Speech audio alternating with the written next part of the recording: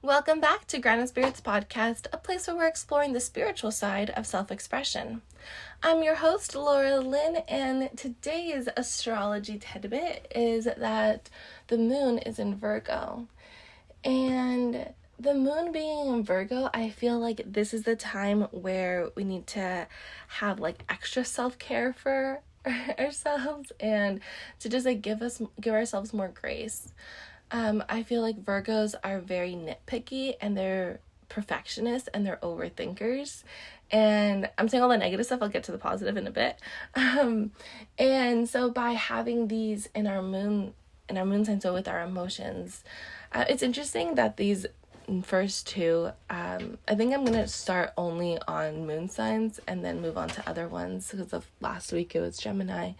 And I feel like by focusing on our emotions, that is how we're going to be able to express ourselves better, because I feel like by getting deep into the root of the issue, that is usually emotions. It's usually the emotions that become stuck energy when they're not fully expressed.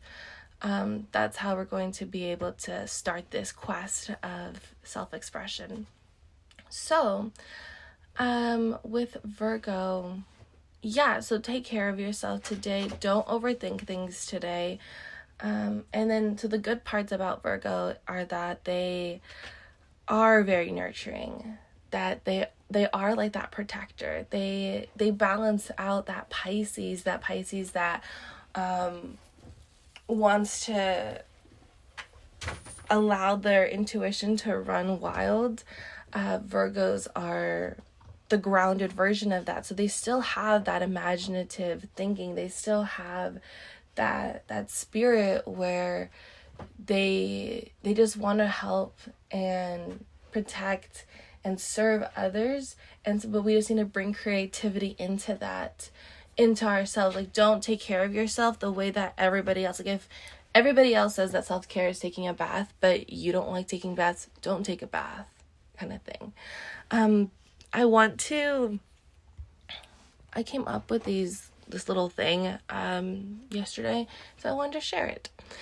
So everything for self-expression comes down to confidence. Do you have the confidence to express the hidden talent inside?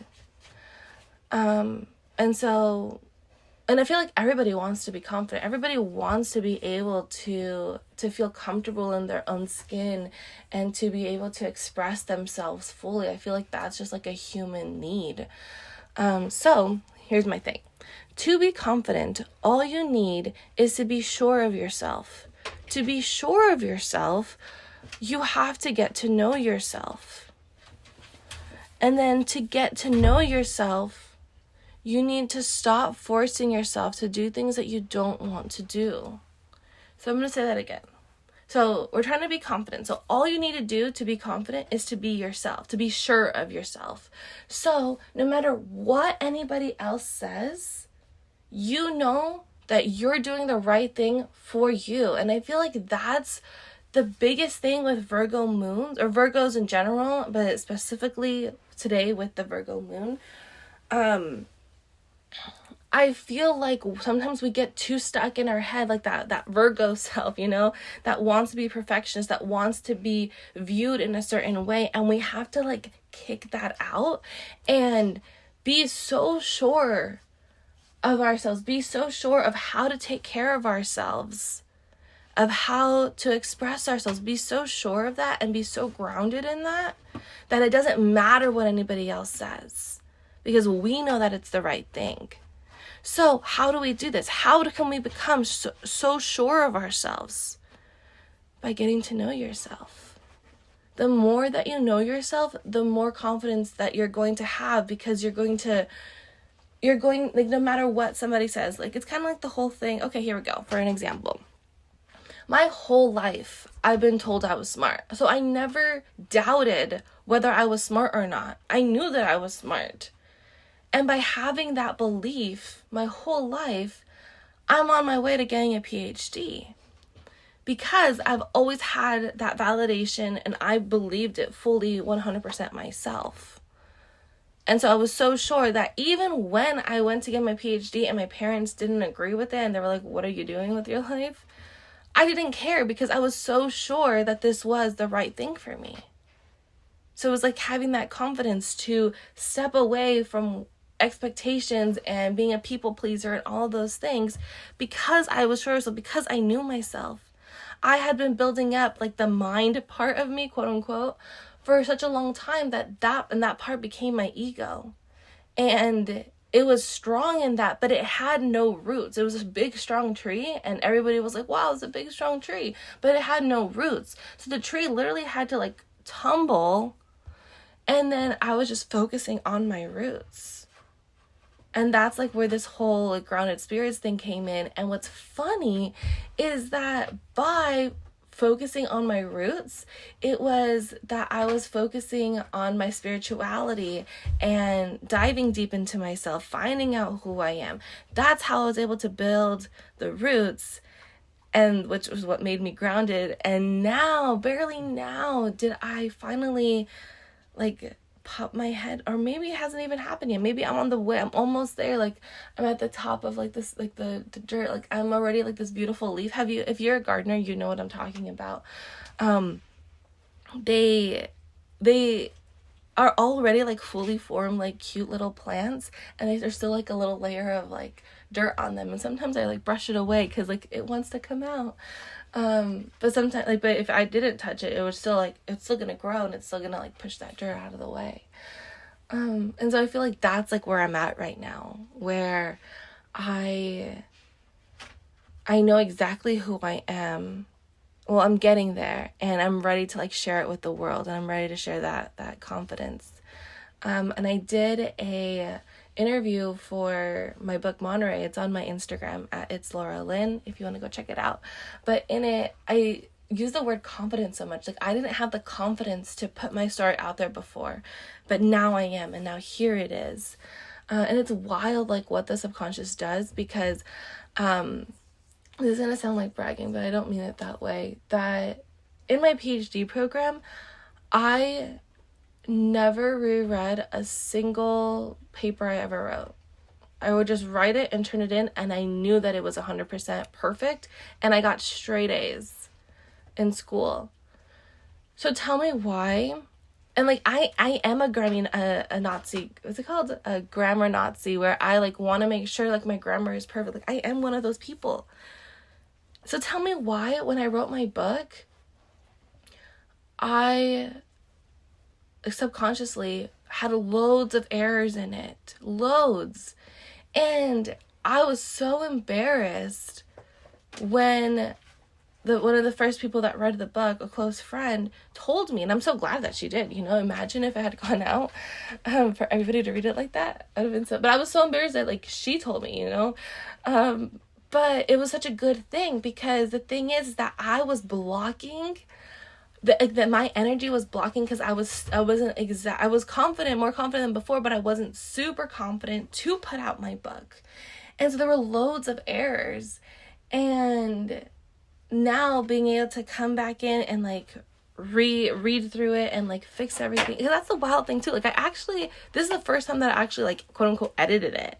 Like I said before with my PhD papers, I would just turn it in like that and it was perfect. But here, like I actually read through it and I thought that it was perfect, and there were so many errors. I was so embarrassed. And so I had to like redo it. And then now, like it's getting into the right people's hands, and I'm just like really excited to like see the growth of the book, Monterey. And it gives me, like I was already excited to write the second one just for me, but now I'm like extra excited to write the second book. But yeah, so it all comes down to the confidence. So how do we get to know ourselves? We get to know ourselves by stop forcing ourselves to do things that we don't want to do. So like I said, a self-care thing, if you don't like taking baths, don't take a bath. Do something that's actually going to feed your soul, feed your emotions, allow your emotions to transmute the energy in your body to allow those emotions to fully express. And so that's how you do it.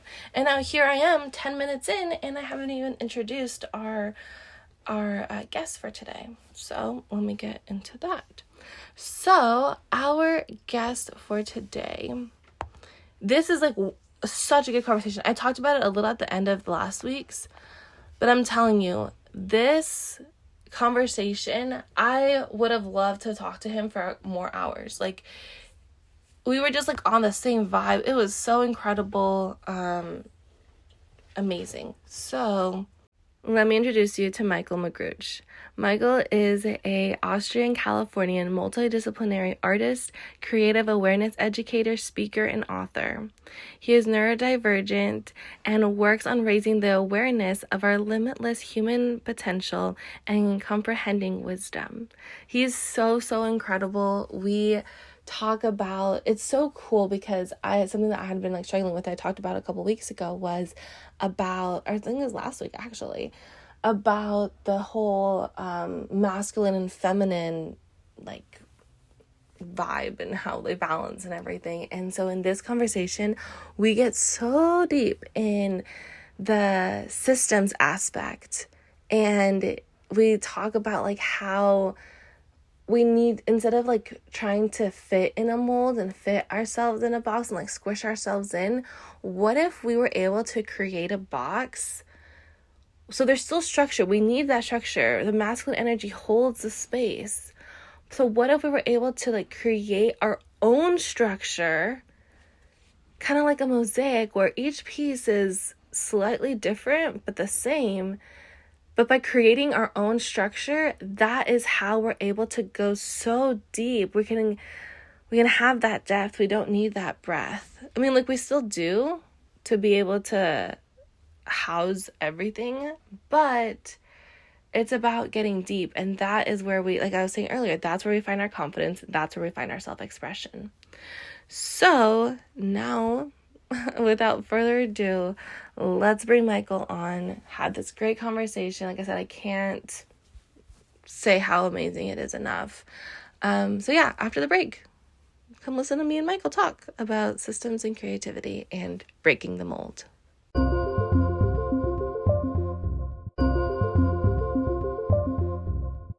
So I don't know if you heard it from last week, but I don't have a theme song yet, but I do have the words. So I'm going to sing the words for you now and just like my little theme song before we jump into the conversation with Michaell. So it goes. Grounded spirits exploring the spiritual path. Grounded spirits expressing our true selves. That's it. Okay, now to Michaell. And find all his information below.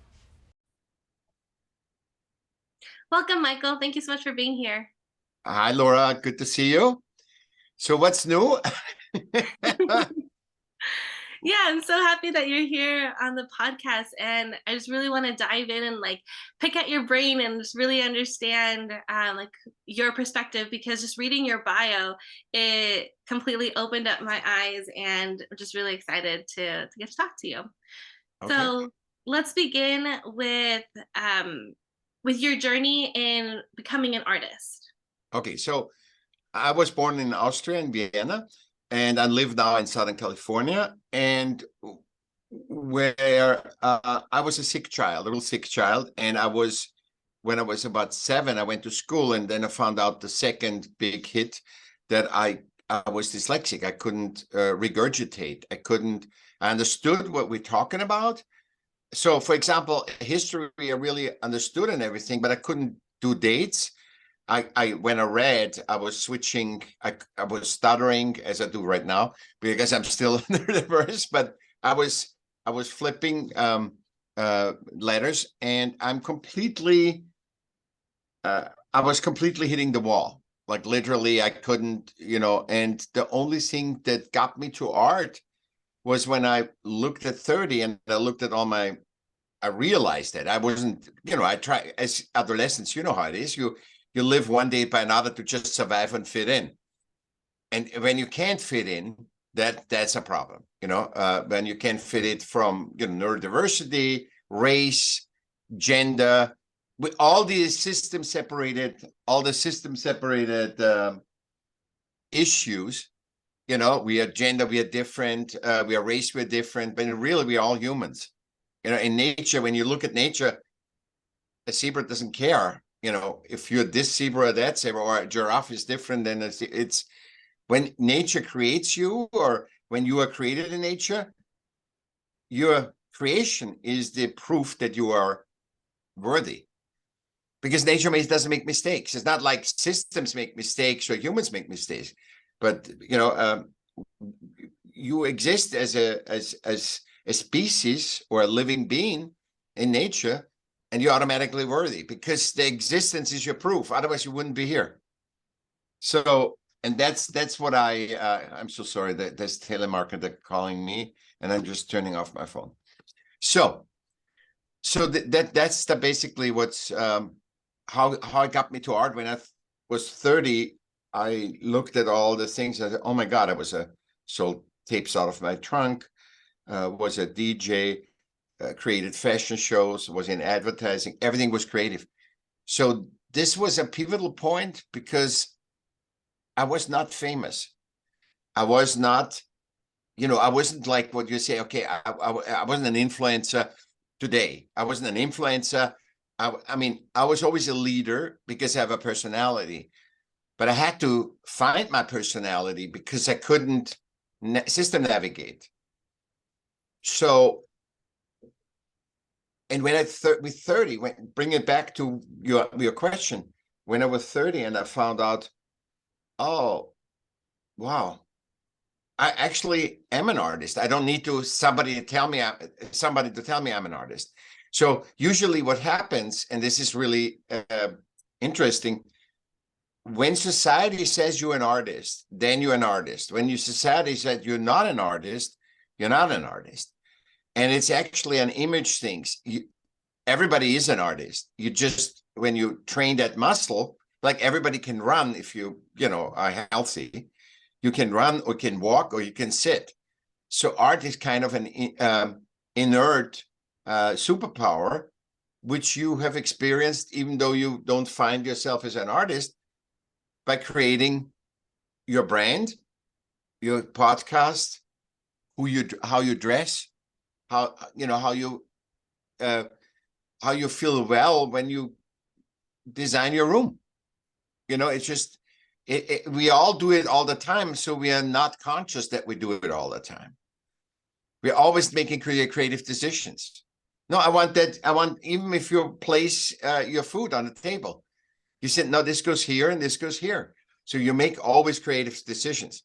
So that's an innate thing. And what we find is in society, and this was the reason, and it has also, I connect that to, and I know I jump around, but when the reason why we, I couldn't understand why 97% of artists are poor all over the world.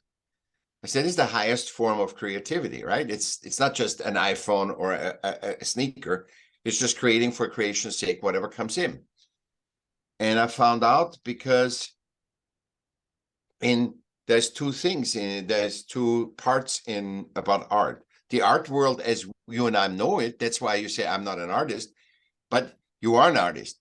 But the art world as we know is when you're deemed an artist, when you get an Oscar, when you get a Grammy, when you have success, when you have fame, which is all system issues anyway. And it's all about the art product. How good is your podcast? How many listeners do you have? Are you famous? Did you get awards? Which is all very subjective because it's systems. The system says it.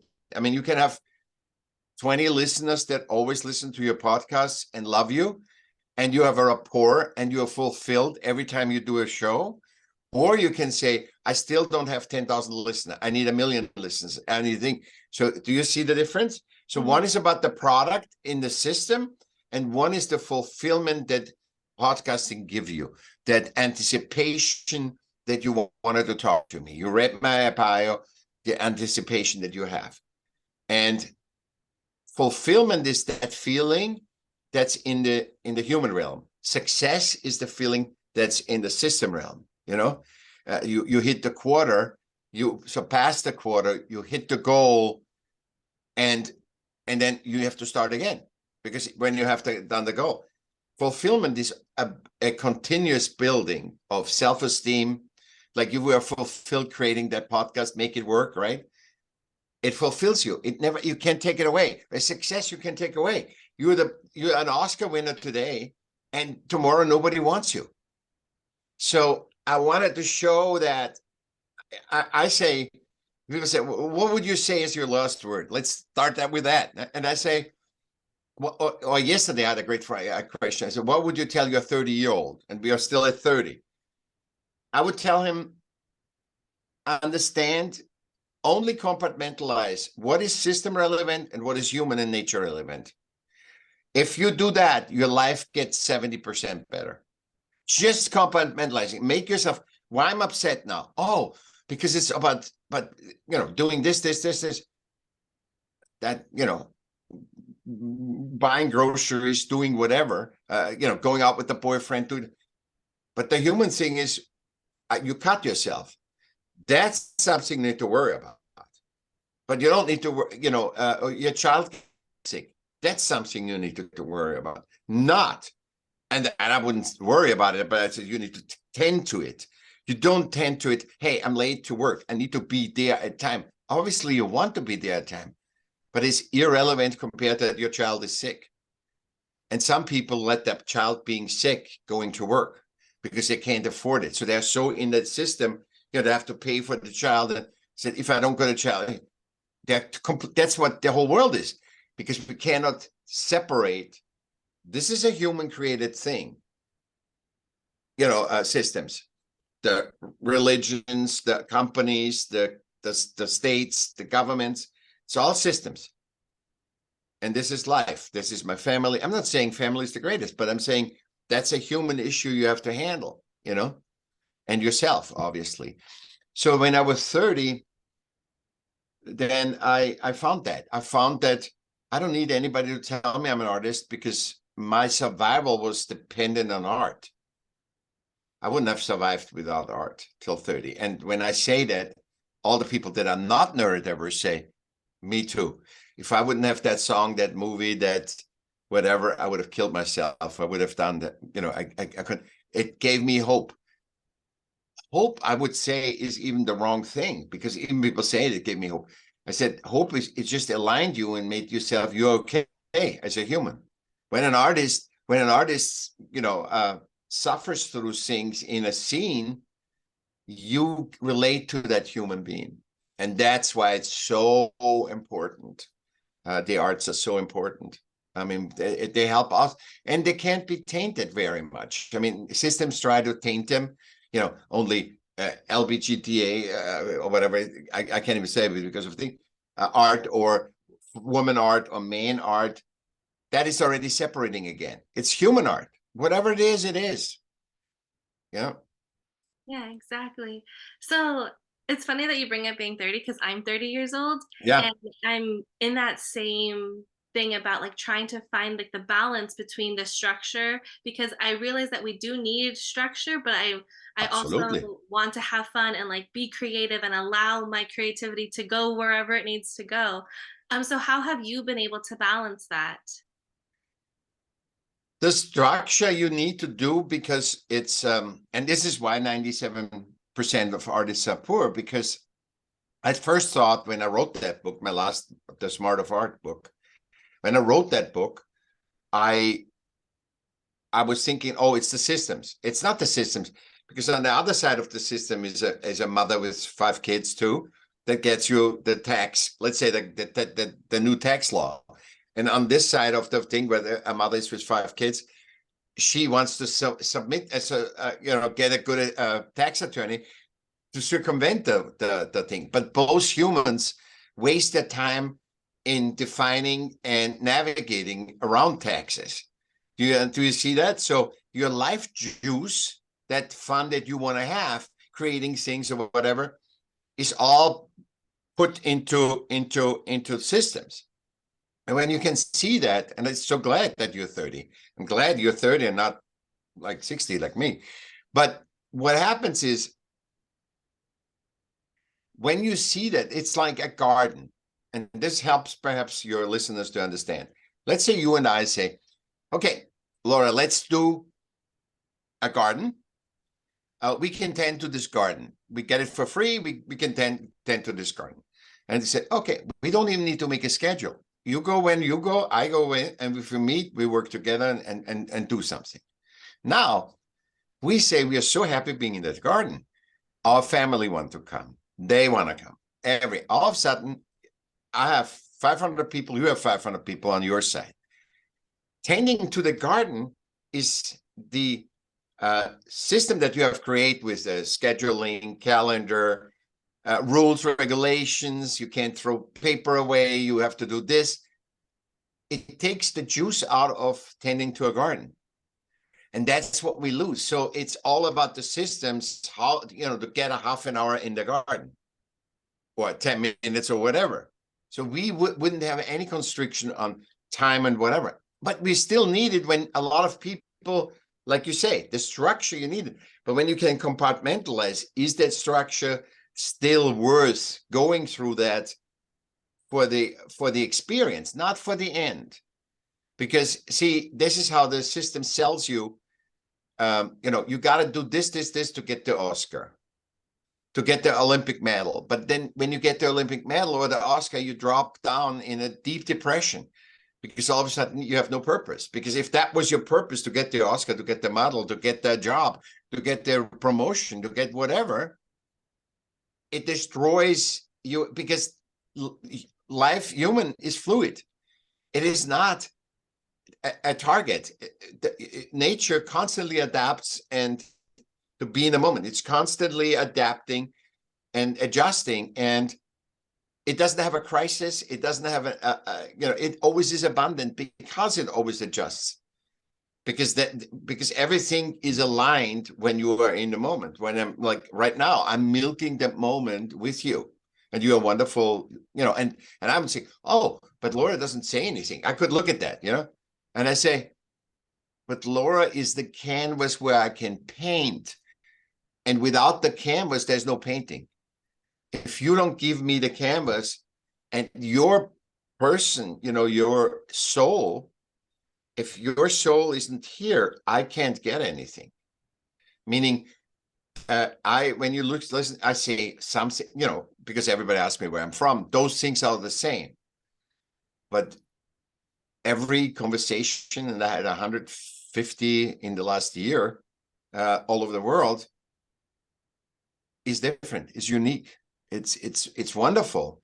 So when I see, and I have really learned, I said that the theory, but that's where awareness comes in. I said theoretically, I said everybody's a reflection of me, but I really see that now, that you are a reflection of me, I'm a reflection of you. And we know that even by science, that when you and I talk, if you want or not, or if I don't want or not, we change our brains. So we are an inclusive animal that is born by DNA drive to fit in. But the systems separate us in rich, poor, gender, race, sexuality, all this stuff. And that's disturbing. And what's really disturbing is, and if you can compartmentalize, that's why it's so important to compartmentalize systems and human relevance. We don't know that we are part of nature, a species of nature. We don't know that. And there's some people that say, no, we are the master species or anything. And we are not. We forget that because we are born in a hospital system. We're baptized or whatever your religion is. We get in, we grow up in school, then we go, university, and then we go get married, then we get a job. It's all system. So because systems are very limited, they can never be as powerful and diverse as humans are. It always shrinks us. It always holds us in. We can never expand our human potential. We can only adapt, which is the third superpower. We can adapt to systems. That's all we can do. But we need to break out and we use system. Of course, use them. Be aware of them. Make them human adapt where they are, like the garden, too much, where too many people, there's too much system regulations and stuff, make human adapt. Then we can, but you need to compartmentalize. I see the most important to get a free life is to compartmentalize and understand. And when people ask me what steps, I don't have steps. Just listen to this episode, and you will. I mean, I'm preaching what I am, and what saved my life, because like I told you, till 50, I hit the wall every time. I mean, I'm an A personality, and that's what the system says. Yeah, you need to go for it. Completely wrong. A big system lie that we just live. Nobody made up that lie, but we live that lie because we got conditioned. And there's two lies that are major. One is that everybody can do everything, which is completely lie, because in nature, not every animal can do it. You just need to look at nature. Nature gives you the answer. Not any animal does the same as ants do a different job than an elephant. Everybody does a different job. So ant cannot do the job an elephant can do. But in humans, supposedly, you can do everything. If I can be Jeff Bezos, you can be Jeff Bezos. Now, guess what that does to your soul? It shames you because you're conditioned in an environment that is limited to say, hey, you're good, but you're not as good as Jeff Bezos. Your podcast is good, but you're not Joe Rogan. It's all on the, and the function is misunderstood. Elon Musk, Joe Rogan, Jeff Bezos, they are showing us in the monopoly game that we play in that system that they are what is possible as a navigator. They're not saying strive to be me. They're just saying, hey, if he can do that in this thing, I can do it in the other thing. But you're not going to be Jeff Bezos. You're not going to be Elon Musk, but there's only one. You're also not Einstein. There's one Einstein. It's just, guys, everybody is only one. You can't. And so the system propagates and says, oh, you know what? You can, if I went through hell, I was shamed, I was raped. You can do it. I'm totally fine now. Yeah, that might be for that woman or for that man or whatever. But it doesn't count for anybody else. And see, this homogenization of us all, that we are all the same. We are all, and that is funny. In system, we are all the same. But then when it comes in the definition of gender, for example, race, sexuality, then we are all of a sudden. So it promotes to us to be, we can all be hunky-dory happy. And that's the second lie. It's supposed to be sunny every day, right? But if it's not sunny, look what we do. We sell you a Ferrari. We sell you a pill that makes you happy. Or we give you a face job. Easy. And that's a system lie. Because it gives you a jolt of fulfillment, the Ferrari or taking the pill or getting a face job. It gives you a little jolt. But if I come in a month, it's... You lied to yourself. You bought into the lie that if you get an Oscar, you are better. If you get anything, you feel okay. And like, go ahead. So are you saying that we need to get rid of the systems, or that we no, absolutely not. No. We need to adapt them to us. That's gonna be my next book. It's gonna be how to make the systems work for us. And that's actually not the next, but that's the book after that. Now the book that I'm writing now is all about how we use creativity to unconsciously have humans against humans. We are not conscious of that. We can eradicate ourselves.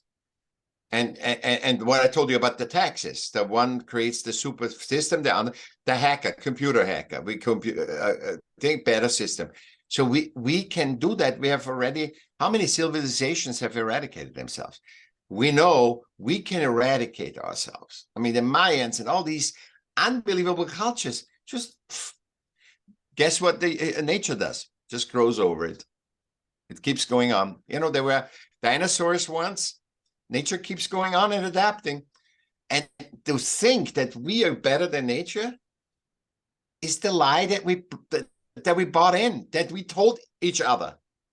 And this is what I'm working now. I'm finishing the 6 books of that, but the 7th book is going to be, how do we make through creativity and humanity and nature, how we going to make a better, how we make systems work for us was the cost. Because in tribes, remember, we lived in caves, then we found a spouse, then we make kids, and we still lived in caves. Then we found other living beings, and then we went to the campfire, right? And then we went to the tribe, and then we created a tribe. And then we walked the earth, or whatever it is. That was helping, because, if you sit in a cave and you have to tend to the kid, you need a time off. In a tribe, you could give it to an old elder, right? You give the child to an elder, and you could go and pick flowers and whatever in the thing. I'm saying this very picturesque, but this is why we together that's what our drive to work together. We are a herd animal, a social herd animal. You see that. Look at all the kids on the iPhones, and people say, "Oh, that's bad." No, I would never say it's bad on being on an iPhone or on a device, because you're driven. That's denying your humanness, because we are so separated and segregated. The only way that we can be relating to each other is through the iPhone. If I didn't have the iPhone, we would be even worse. Can you imagine? We didn't have an iPhone during COVID. We are driven by DNA, everybody, and that doesn't go away like sex drive. Sex drive goes away, your drive goes away after you're an adolescent. But the DNA of to be inclusive is always here till the last breath you take, to be part of the whole. And that's where the fulfilling is. Think about. So before we started recording, you talked about how we're all artists, and so I feel like that is one of the ways that we can all come together and feel like we're part of that tribe. And I love that you said that that once you create something, no one can take that away from you, and so it's like one of the few things that can never be taken away. So that's also like really beautiful, because it came from you. You're the creator. Yeah, it's your experiential. See, art, you said the word. It could be the tool to get us all back to, and it is, because when nobody asked my school grades when I created art. And I was a 0 in school grades. I couldn't do anything. As a matter of fact, I was in art even. I almost flunked in art. And so that system, the system related, you cannot copy a person. You cannot, and now AI can do it. So all the system stuff, it's good actually that we have so much, if there's so much revelation with AI, because AI is just a sample. It's just things that we once created. So they can study you and say, what did she do? What did Laura do with your podcast? And then take that. And what did she do different? But if there's a new person that starts, that's not in the NI DNA. It's not in there. So if then a new person starts a podcast and they haven't scanned you off, they don't know what that is. So you can always beat it, because you work with the universe. The AI works what humans created in systems. And also, by the way, all the systems are rewarding copies. And we know that 8 billion people, everybody is the one and only. There's only that has that DNA. So it will never be perfect, like systems. AI will never be perfect, because in order to be perfect, you have to be inclusive. And that's what else you wanted to know about this? Yeah, that you created it, and art brings us always together. Because it's not art doesn't want anything. See, all the people say, what is art? What is art? Art doesn't want anything. Art just wants to be created. The energy of art must be, if that's ugly, good in systems or what we say, it doesn't matter. It wants to just be created. It's a process. It's not the end result. And that's why so much power is when you have an experiential experience, knowledge of creating something. The experience, tending to a garden, tinkering on your car. By the way, there's people that are CEOs that they work 60 hours a week or whatever. What do they do on the weekend? They don't get paid tinkering on their car. They don't get paid. They're not, nobody is working in the garden, tending to an animal. We need living beings. And I say the same thing. I think Harvard and all these super system educations, they need to have a part of it. I'm working on new education too. That's going to be also in the other things.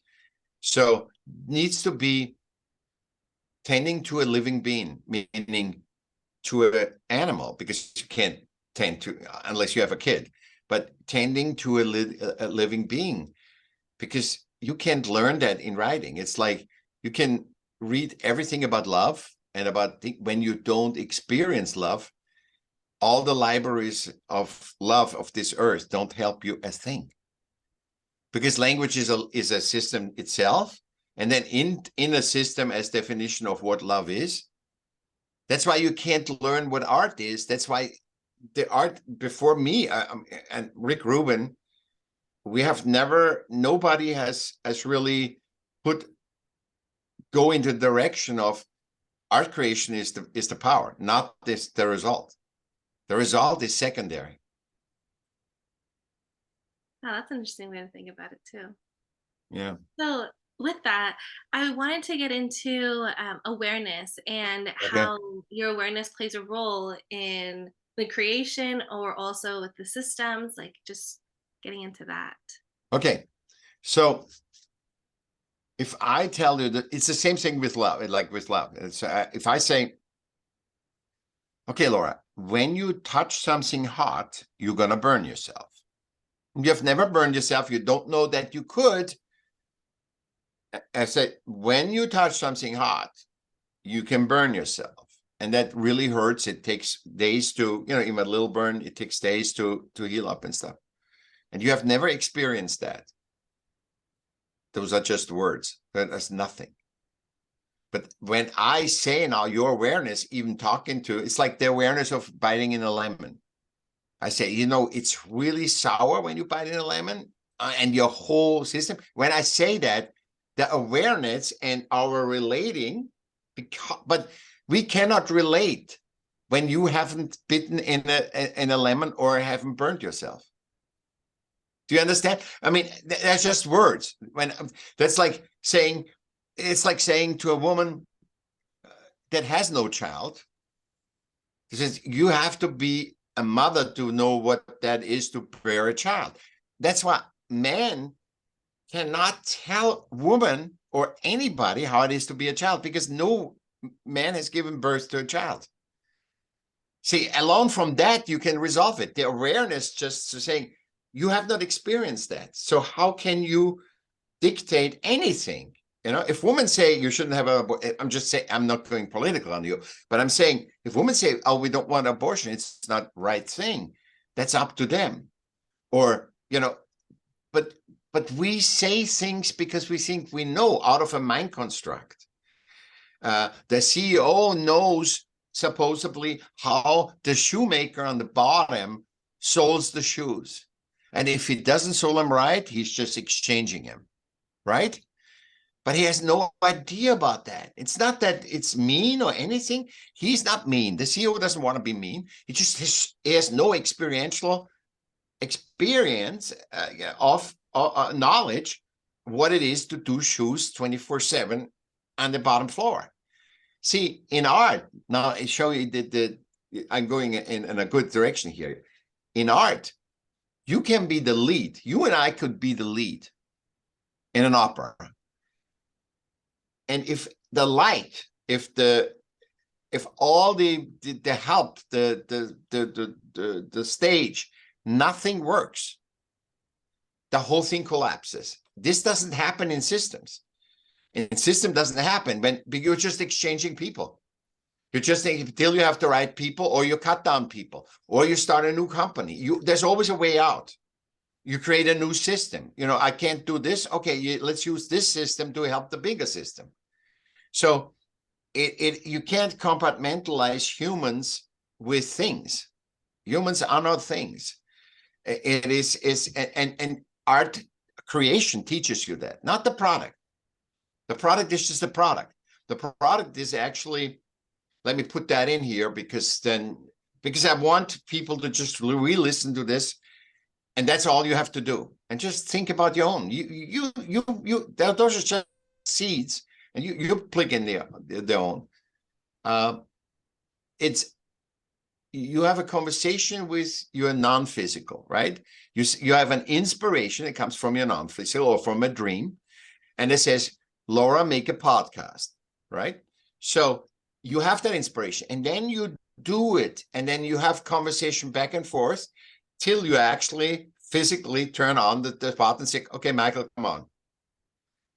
And this is the product of your conversation with your non-physical. This episode, for example, is a conversation between me and me.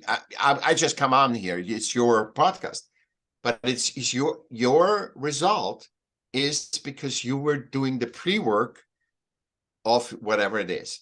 So if some people don't like the form, it's good. Okay. But the clearer that conversation is, the clear you get better from your first podcast to this one, right? You get more and more defined. The clearer your conversation is with your unconscious and the experiential knowledge, the more people will understand it because we're all interconnected. So you understood me just by you're half the age of me, and just by my bio, you understood, and if I would not have that, you wouldn't have taken me, you your line. So you go, is this, and you ask, yeah, take him. This is good. This works into your, whatever your mission is, Okay, perfect. Okay, yeah. So exactly how you said it, that's exactly how this podcast came to be. So it's like really cool how you knew that. It was literally just an idea that popped into my head as I was driving, and it's like, you're gonna make a podcast, it's gonna be called Grounded Spirit, and now here I am 2 years later still doing it. And you're right, it's all about like perfecting the craft. And you're right, that's like the excitement of putting something together and sharing knowledge. I feel like that's like one of my like core values, is to share knowledge. And so yeah, it's just amazing that you're here sharing knowledge.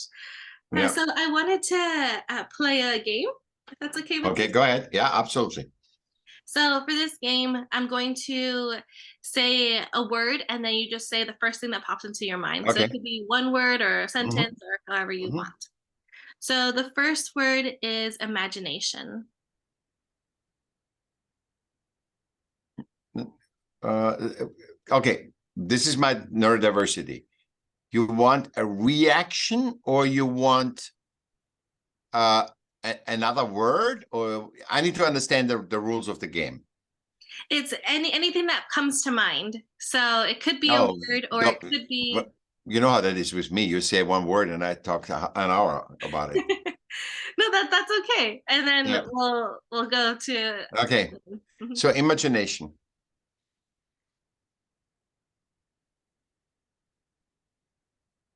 I need to scan it. I need, this is my process. I scan the word. I'm not thinking, what could I say good?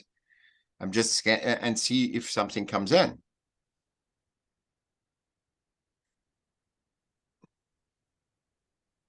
See, I think inspiration comes with it. And the reason why is because any imagination, if you don't had the inspiration when you drove your car to make this podcast, you wouldn't have an imagination how to do it. Your inspiration triggers the image. It's the initial, what do you call it? activator. You know, you're putting yeast in a dough to make it rise. You know, it's just this comes to mind. I don't know why it came, but I guess it had to be said. Yeah, perfect. So the next one is health. Health. Mhm. So I was a sick child, right? And I always battled with health my whole life. And I would say healing comes in. So health and healing. And it's funny when you said I identified health with sickness, and health is the sickness. It is the feedback, you know, when you are sick, it is the feedback that you're purging something, you're releasing something. You're not faulty in systems, quote unquote. There's something wrong with you. Like there's something wrong with me in dyslexia. There isn't. Because as you can see, I demonstrate how my thinking is. There's nothing wrong with that. You know, as a matter of fact, Einstein was a dyslexic, Ford was a dyslexic, Tom Cruise is one. Steven Spielberg just found out 5 years ago there's so many dyslexics out there that are very, very successful in the system even, but they don't fit in the system. See that? Because, you know, when you want to, this is the insanity of systems. We have 7 billion people that are 8 billion people that are totally great, that everybody is different. And if you don't fit in the median of the bell curve, if you don't feel in the median, you have a hard time. But with the hard time, it pushes you outside. And you see different things. You see the world in a different way. And that gives the inspiration to other people. So That's actually really cool, because thinking about like grounded spirit, so here's like my little thing that I drew. I had like my mountains, and like the way that these mountains are shaped, like in real life, is when the water comes, it like makes like the crevices in the mountains. And like you're saying, one has to start and then the other water follows. And then before you know it, you have like these dips and stuff. Exactly. And so it's like with the systems that you're talking about, we have to make the system adapt to us. And so exactly. A long time ago, this mountain could have just been like a square. And then now with all the water that comes through, like you're here, then that's how it works. So it's like really beautiful, like how exactly what you're saying at the beginning, that the human experience is reflected in nature. Yeah. And so we can always just go back to nature and everything will make sense. Yeah, it doesn't make sense because we created the system. So in the system, how often does it make sense in system? I mean, it's not in our way that we kill each other. I mean, with the war right now, right, in Ukraine, it's not in our nature. You know, when indigenous tribes fight, they just move on. When they get attacked, they just move on. They get out of the way. You know, when there's a strong animal, it gets out of the way. They're not fighting till they're all dead. There's the target is not to kill every gazelle on the savannah. It's killing a gazelle, eating it, and then actually be with gazelles surrounded when you're satiated. It's not the that's not the purpose. But we are so system conditioned. As I said, you know, we are born in the hospital, blah, blah, blah, that we think our habitat, our system. So we adapt because we are, first superpower is creativity. Second one is dialogue, healthy dialogue, not I'm right, you are right, but exchange. That's the second superpower that humans have. And the third is adaptability. And adaptability is we wouldn't survive first of all, we couldn't have systems, and we wouldn't survive a Holocaust, a war, or anything, racism, slavery. We wouldn't survive that if we wouldn't be able to adapt. But it costs a lot of energy to constantly adapt. We do the natural adaptation, like you and I, that doesn't cost a lot of energy. We adapt to each other. We have a conversation, but that doesn't cost, that actually empowers us, you know? That's actually an adaptation that between two living beings that is empowering, because it's a dance. It's a yin and yang. It's just saying, but in systems, it's like you have to do this and this and this, and it always has to be the same. And so when we think life is like that, there's humans become disturbed. And then like Putin, right? Or Zelensky, they have people die for their system. We can't do that. We created the systems. We just need to change them.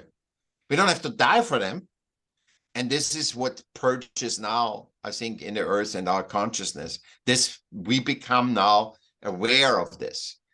We cannot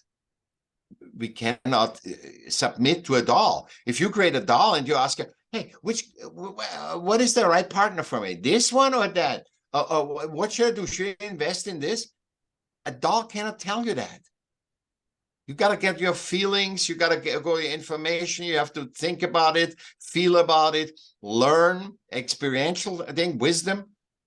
And then you go with this guy or this girl or this or anything. You made any decision. You can't ask something that you created to do the work for you. AI doesn't do the work for you.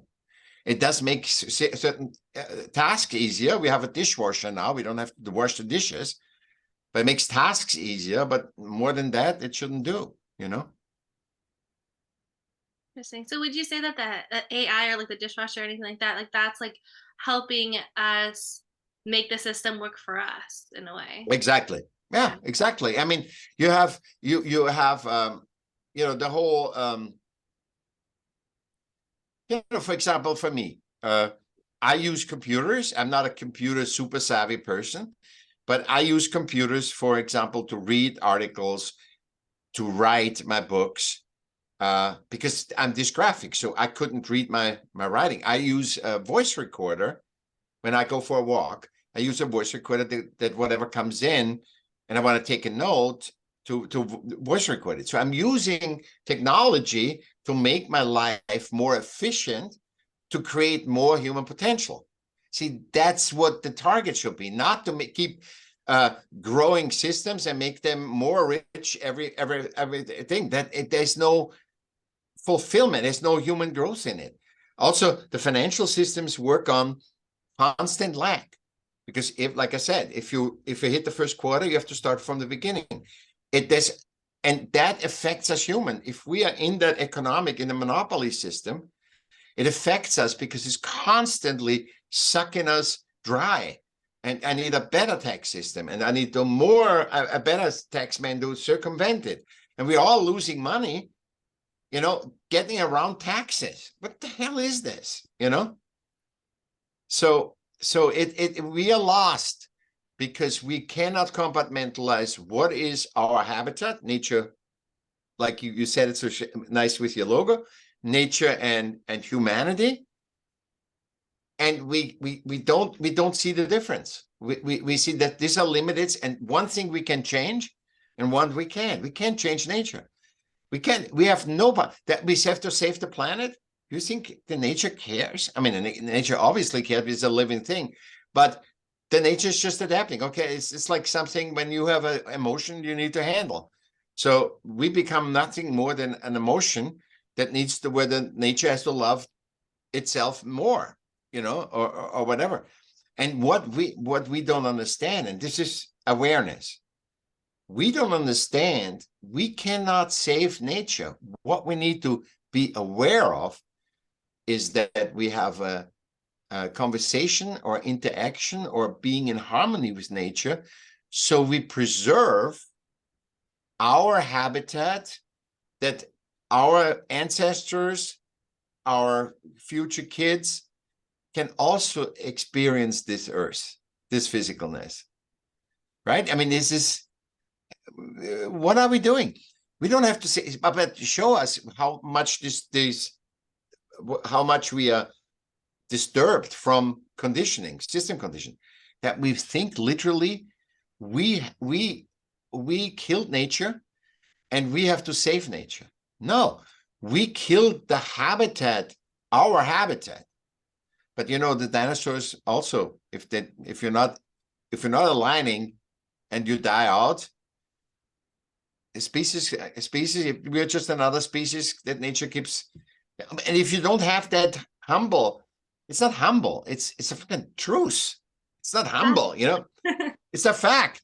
It's like, if we don't align with nature, like indigenous tribes did, not but build on that knowledge that's still here somehow. It's, we eradicated a lot, but build on that knowledge, on experiential wisdom of being in contact, being in balance with nature.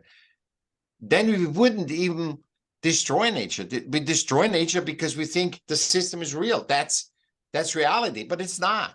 It's our doll that I said before. It's our creation, and it's wonderful. And that's why everybody gets blind, because it shows us our potential. I mean, look at New York and look at this city. We built that, but we are blinded by it and say, oh, this must be better than humans. And then humans get deep shame because they said, you know what? If New York is more important than any human, we are flawed. I love that you said that with nature, that nature just has to like love itself more, and then can overcome anything. And so the reverse of that is that if we love ourselves more, exactly, then we wouldn't have to like kill nature, like we would have to like save the planet. If we just love ourselves more, it would just naturally happen. And I feel like back to the awareness, we don't have that awareness of, oh, it's like that's it, just like worry about yourself, I don't have to worry about anybody else. No, it's a worry, and the self-love is that you are in harmony, because you feel when you're in the moment, like now, you're not questioning your self-love when you're with me now. You don't question it. You say, I need to love myself more. No, you love yourself right now because you're in the moment. And that love is just a feedback that, with another person or with a situation where it gives you fulfillment. See, the fulfillment, it first comes to fulfillment. That's the one thing that comes right after an orgasm, that feeling right after it. And everybody chases that. And so you are fulfilled, and then you get, you want more fulfillment because it always builds. And then you adapt like nature to get more fulfillment, which is okay and in this context. But when you try to get fulfillment, a short spurt of fulfillment, like a Ferrari, and now you need another Ferrari, and look at all the people that collect cars. I mean, I love that. It's the new art, but they're not okay with one Ferrari. They need 20 Ferraris, and they need more money to get the Ferraris, to get the jolts, to get the fulfillment. But it's also a tremendous burden because they have to take care of those cars. And the more you have, the more also rises the thing that you have to maintain it. The more things you have grows that. So that's why I think the compartmentalizing of systems and humans is so important, because that you can fulfill yourself humanly, which you have shown with your podcast, for example. So, okay. And that should be your driver. Not how many people listen, how many awards you get. If one person or two people say, you know what, Laura, I love your podcast, it's great, that's enough. You don't have, it's not dependent. It's like art. You don't have to get an Oscar for your art. You don't have to get anything. It's not a system accolade. You need to be fulfilled, because ultimately at the end of your life, you say, how was it? And since there's no rule of what life is about, the only thing is being a part of what you are. You are a human being, and being in harmony with that. Being in harmony, not saving it. Saving nature is like so self-shaming. It's like we have done horrible things. We humans are horrible things. Be in harmony. Trust your feeling. Look at a plant. When you go out, look at it. Don't be on a cell phone. Get your friends and go in nature. That's the right answer. Not be on a cell phone and be in nature and don't even look at it. And say, hey, I'm a part of this. I'm a part of this. Wow. And then have a dog. When you have a dog, say, what can I learn from the dog? People have kids. They think they need to. So what can I learn from that living being? Because we are born with all the things we have, and life is basically unveiling from who we are, who we could be, because we were conditioned that we are nothing, and we need to be taught, and you need to be everything. So would you It's say all that like the system part is like the part you said, like we grow up with nothing and then we like have to build it up, and then like the human, like creativity side, yeah, if we just focus on trying to fulfill that, then that's what's going to unveil everything? yeah, yeah. The more you end up thinking, I mean, how did I attract you? How do you attract me? You know, in our podcast, and the feedback that you gave me, that is the relation. I said, oh, good. She read my thing. I did okay. See that the relation is also the feedback. Okay, I did okay with my bio, you know, for example. It's a little thing, but it fulfills me because I know I did the human thing. I got you not engaged, but you said, you didn't say, oh, I need to do it. Yeah, because we We want align. it. It's Mhm. all aligning. It's the balance, like in nature. We align with nature. See you in nature. Don't see nature as it, and you had to, you know, we destroyed it, and everybody, the system tells you how bad we are, and nobody wants to save the world. The world doesn't need to be saved. You need to be aware and be in harmony with everything, and know that the highest form of power is balance and harmony. That's the highest form. It's not having power and being the magician that strikes down somebody or whatever. That is control. That's a system thing. You know, Yeah, that is that's a what I was gonna say too, with the power that people try to find power in the system, and then they're not fulfilled, and they're like, well, why aren't I fulfilled? Because I have all this power. But if you find power within like the human side, within the fulfillment. Yeah. the fulfillment, then you do have all the power, and there's like personal power to go out and do what you need to do. What you need to do, and not what you think you need to do. It's the Yeah, mind construct. that's a big one. Hmm. Not that what you think you need to do, that because that what think is a system thing. It's a system conditioning.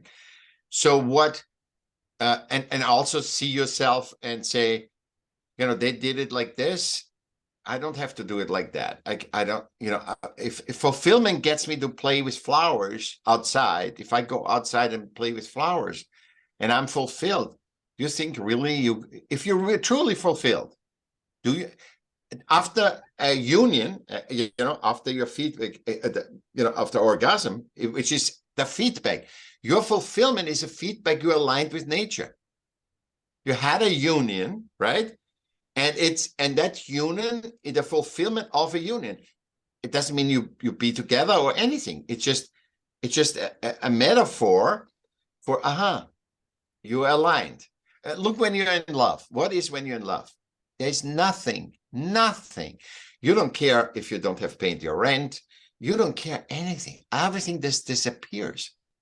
That's why systems want to control sex, because they know when you're in that mindset, you can do everything.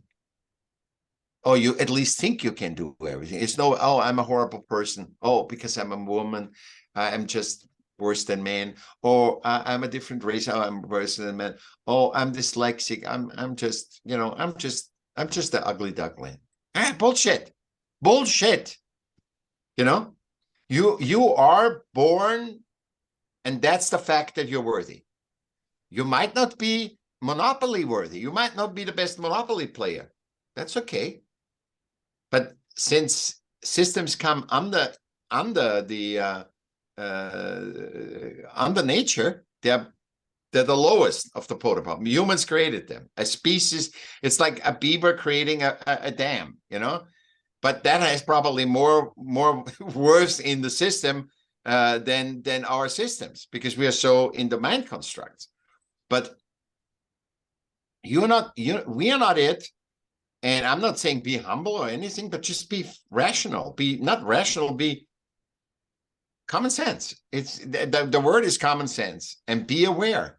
See, people ask me, how is your goal? How many goals? I said, I have one goal: becoming more aware.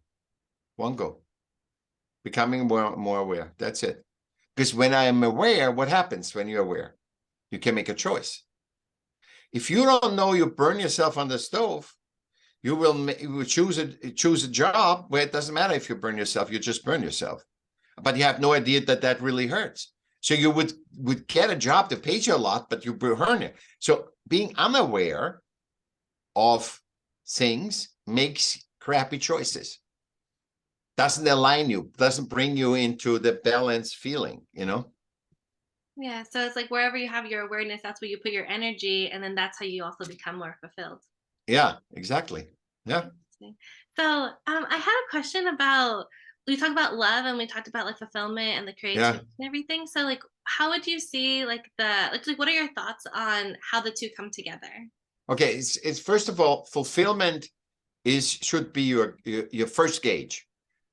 Whatever fulfills me, right? But that is not, and also then, and this is great, I was never asked that, I'm pulling it right now. So when you are, because I can say when I eat a piece of chocolate, it fulfills me, right?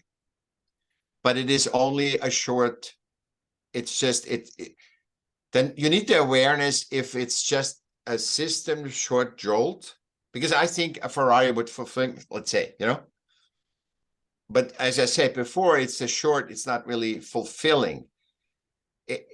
This is a different feeling than the union. That's why I always say after the union, that is the true fulfillment. That feeling, it doesn't matter. Everything is okay.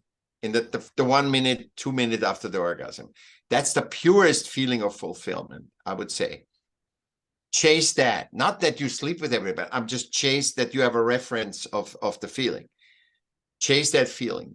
That feeling, when you chase it, is, and you say, okay, being in the woods helps you, playing with my dog gives me that, gets me close to it. It's not the same. This is obviously a very strong feeling that you have after the thing, but it's a very good reference, a central reference, awareness reference. And then once you go for that, you're gonna be changing to happiness, because once you can compartmentalize what doesn't make you fulfilled and what does, you will be aware and you will do the right thing. So with awareness, the power of awareness, that's why it will make you to choose the right, there's no steps. After when you're aware, when you touch the stove, you burn yourself. You don't need 3 steps. Okay, there's a stove, recognize the stove. It could be hot. Second step, go close, feel, take a piece of water, see if it breathes. Oh, it's hot. Stay away. You know it. You have the awareness is there's an inner knowing that you have that. And when you chase that, you will move more and more to fulfillment. And in that fulfillment, you let go of all the stuff that you will compartmentalize. This is a system stuff. This is not as important as my fulfillment, because the fulfillment is a feedback mechanism for you that you are aligned with nature. Yeah, because that's why you feel, so many people feel good so you're aligned with your speciesness, with your human beingness. And that's why you have in creation, so many artists feel, the 97%, they feel good. And they say, I can't go back into the system. I feel too good. They don't, on the contrary, they're not aware of it. That's why they are suffering. That's why they're starving artists. That's why they make that, we're all starving artists, and make that all thing, because they say, but really, they're not aware that they couldn't go back there. It's too much magic, quote unquote, in the creation, and they couldn't go back into the thing. And they don't know what the driver is, But that's why you need to be aware, because then what my drive. Then that it's not bad to be on the phone, because you want to be inclusive, but you don't, without knowing that, you get addicted. So if you do it in the context of being on the phone, to say, yeah, this is in my DNA. This is being human, to connect with other human, is a difference than you don't know why, and you just keep scrolling, So there's a difference, every perspective is a powerful tool, And so then you go, what makes you happy? And in that process of fulfillment to happiness, because you're letting go of all the mind hooks that you put into system, what upsets you about the system. Excuse me. And you're letting go until you got to be happier. You get happier. That's why I say 50 to 70% just compartmentalism. What this episode should get you 50% better. Make your life fulfilled, more fulfilled, 50%. If you get that and just let these percolate in you, it's not going to go from one day for another, because nature doesn't work from one day, but it goes very quick. And so now you're going to be happy. So now you resonate with this fulfilledness, right? And you attract more, you see more the things that are fulfillment, because you have reconditioned yourself to look at fulfillment. So sooner or later, you're not going to even look at the stuff that makes you sick. It's not relevant for you, because it's not like, oh, systems are bad, stay away from systems. No. We need systems. It's how you be aware of it. And then I think understanding with love, putting love into this, finding that love is not dependent on somebody. Love is just a feedback mechanism that you're aligned, like fulfillment. It's just a higher frequency of fulfillment. So fulfillment, happiness, because if you're in love, like I said, it is fulfillment when you're in love, right? It's a higher fulfillment in love. You don't care about anything systematic. That should be that should be the best proof for you and me to you don't care, because what kills you is the caring, the worrying, the constant trying to be system adapt, relevant, I'm a leader, I'm an influencer, I need to be my look, I have so many hits. Wow, why my hits? I had 10,000 hits less. I had millions of hits before. Why is that? So you're completely dependent on other humans or the system, or other humans, basically, how you are happy. And that's what we project on when we fall in love. We say, oh, Laura, I'm in love with you, and you think it's your resonance that brings me into feeling that feeling, because you could not be in love at all with me. You know what I mean? I meet you and your resonance can resonate, and it brings me up because we're all interconnected. And then I fall in love with you, but you don't feel anything from me. So when you see that love is that is the other frequency that brings you in that, like when you chase fulfillment, when you get good with chasing fulfillment, you also get good which person brings you up. But that doesn't mean she's in love with you. And it should never be dependent on that. Or he, it should never be dependent on, is he in love? But we are so starved from fulfillment and so starved from love, because love is not a thing. It's a feedback mechanism for us, like fulfillment. We think it's the other, and we grab onto that love. We grab on and try to manipulate it, and then it's a feedback. It's not a control. You can't control it. It's like art. You cannot say, oh, I'm making a Van Gogh tomorrow. Art doesn't care if it's a Van Gogh or not. It just wants to be created, whatever comes out. Exactly. So my last question is, how could we all be a little more of a grounded spirit? I love I thought about your name. I said, this is great, because when we are not grounded, what happens is we go into mind. We are grounded by nature, but systems have pulled us out, because I said, we think our environment, our world, our habitat is not nature. We think our habitat's our own creation of systems. And what you can do, I'm not saying get away with systems. We need systems, absolutely. I want to really reiterate. But right now, systems, humans adapting to systems, and the thing has to reverse. Systems has to human adapt to ground spirits, to ground all these spirits. Because you see, you and I are pretty grounded. We are, and I didn't even think about that, But we also, I think, in this episode, we show how humans can be. They don't have to be, fighting or think, oh, I'm better than you, or there's no better. It's not about, I contribute with mine, you contribute with yours, whatever comes out of that interaction. And I always say, I've interviews with 3 people. And even if the third people say, I thank the third people because he created the space. And that's also system defined. Language is so, you need every human. We need the beggar on the Fifth Avenue. We need every human, because the beggar on Fifth Avenue makes all those system navigators, that run on Fifth Avenue, that super system aware they could end up like this too. Not like be aware of your else, but this is possible. Everything is possible.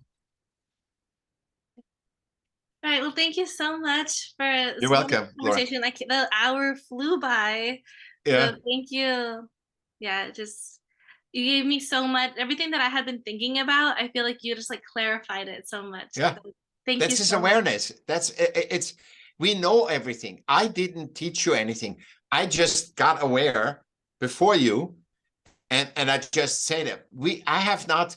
People always say, wow, the 5 books. The 5 books I've written to dive into what I didn't know, And we have a podcast. We do the podcast, so we dive into what we don't, because I get clearer too.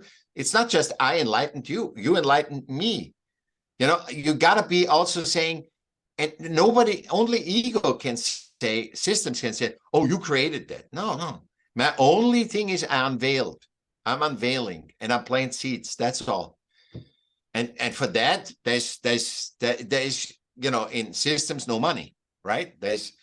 If you make people aware, who cares?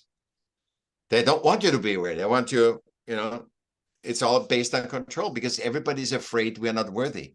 The people behind systems and the most other people that take advantage of systems, because they are, can you imagine the fear that Putin has? The fear that he must have, and how system disturbed he is to do this, And the other one too, Zelensky, that's the same thing. War is never the answer. And now they're delivering tanks and all. Have you ever thought about that? Nobody ever has, no person ever want war. It's only the systems. And that's why we need to separate that. It's somebody taking advantage of a system and says, my state goes against yours. Humans never wanted war. It's only leaders, disturbed leaders, that take the system and fight another system. Exactly. All right, so could you tell us where we could find you? MichaellM.com. Michael, like Michael Jackson, MichaellM.com. And Michael with 2 L's. And everything you find there. And you and I have to hook up on LinkedIn and social media and everywhere too. Definitely. Yeah, for sure. I feel like we could talk for a whole other hour. Now we can do it. Collect your feedback. All right, question. We can do it again, just specifically for whatever you want. Okay. Awesome. Thank you so much. Pleasure. Bye-bye. Bye.